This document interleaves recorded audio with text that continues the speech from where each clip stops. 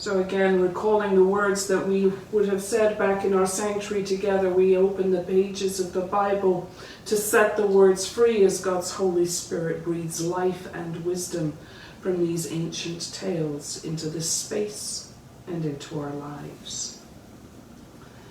Today, as remembrance falls on this lectionary Sunday, we're leaving aside the Gospel to turn to the psalm that's appointed for the day. Not all of it. It's 72 verses long. And the lectionary assigns us the first 7 verses. But as we discovered in our Midrash group, that is to cut it off before the meat. And so we will be sharing the first 8 verses. Now, as often is the case for some of us, psalms feel a little bit odd. They're songs. But there's no extant YouTube video of how this psalm song would have sounded. But maybe this will help. I hope it helps if you imagine that this is one of those road trip songs. It's got lots and lots of verses with a refrain that keeps coming back, and it helps the family travel many, many miles, making the most of the time. The refrain could have gone something like this, and this is going to ping on those of you who grew up in the 60s.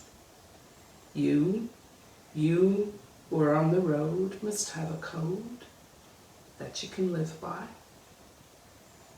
Teach your children well. That's what this is. It's a song for teaching Israel's children well. Teaching their history. But teaching the unadulterated history, warts and all, the bad and the ugly as well as the good.